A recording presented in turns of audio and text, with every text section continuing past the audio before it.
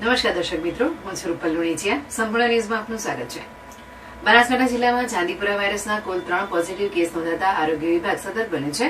3 દર્દીઓમાંથી વડા ગામનો એક દર્દી સફળ સારવાર બાદ સંપૂર્ણ સ્વસ્થ થઈ હોસ્પિટલમાંથી રજા પામ્યો છે, જ્યારે કાંકરેજ તાલુકાના ચાંગા ગામ અને અમીરગઢ તાલુકાના કાનપુરા ગામના 2 દર્દીઓના મોત થયા છે.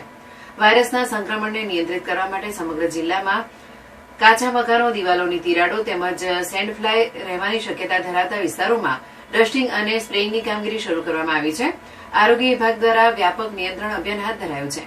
અમીરગઢ તાલુકાના કાનપુરા ગામના મૃત્યુની ઘટના બાદ આરોગ્ય વિભાગે વિશેષ તકેદારીના પગલાં લીધા છે. તાલુકામાં 47 ટીમો બનાવી ઘર ઘર સર્વેલન્સ, આરોગ્ય તપાસ અને જનજાગૃતિ અભિયાન શરૂ કરવામાં આવ્યું છે. અસરગ્રસ્ત વિસ્તારોમાં સતત સ્પ્રેઇંગ અને ડસ્ટિંગની કામગીરી પણ ચાલી રહી છે. જિલ્લા આરોગ્ય અધિકારી ડોક્ટર બ્રિજેશ વ્યાસે જણાવ્યું છે કે ચાંદીપુરા વાયરસ સેન્ડફ્લાય નામની નાની માખી દ્વારા ફેલાય છે અને તેનો મૃત્યુદર ઊંચો હોવાથી આરોગ્ય વિભાગ સતત સતર્ક છે. સમગ્ર જિલ્લામાં નિયંત્રણ માટે દેખરેખની કામગીરી વધુ સઘન બનાવવામાં આવી છે.